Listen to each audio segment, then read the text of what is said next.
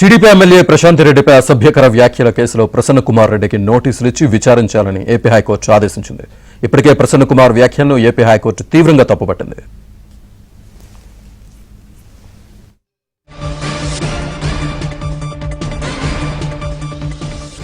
పూర్తి డీటెయిల్స్ మా AP bureau chief Ramarao అందిస్తారు. రామారావు,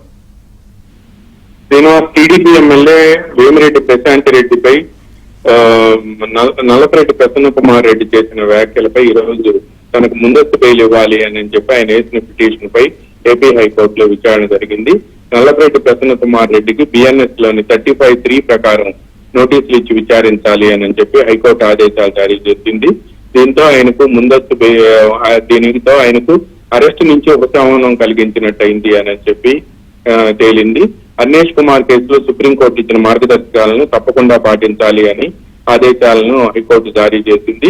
పిటిషనర్ పై పోలీసులు నమోదు చేసిన సెక్షన్లన్నీ కూడా 7 ఏళ్ల లోపు శిక్ష పడే సెక్షన్లని కోర్టు దృష్టికి తీసుకొచ్చారు. నల్లపరెడ్డి తరపు న్యాయవాది మనోహర్ రెడ్డి ఈ సెక్షన్లు కూడా ఆయనకు వర్తించవు అని చెప్పి ఆయన వాదనలు వినిపించారు. అయితే ప్రసన్న కుమార్ రెడ్డి తొలి రోజు ప్రశాంత్ రెడ్డిపై అసభ్యకర వ్యాఖ్యలు చేసి మళ్ళీ రెండవ రోజు కూడా ముందస్తు ప్రకటించారు అని ప్రభుత్వం తరపు న్యాయవాది చెప్పారు.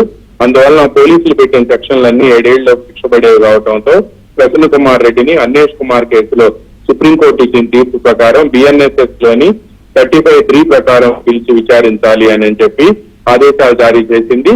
అన్నేష్ కుమార్ కేసులో సుప్రీంకోర్టు ఇచ్చిన మార్గదర్శకాలను తూచా తప్పకుండా పాటించాలి అని కూడా హైకోర్టు ఆదేశాలు జారీ చేసింది.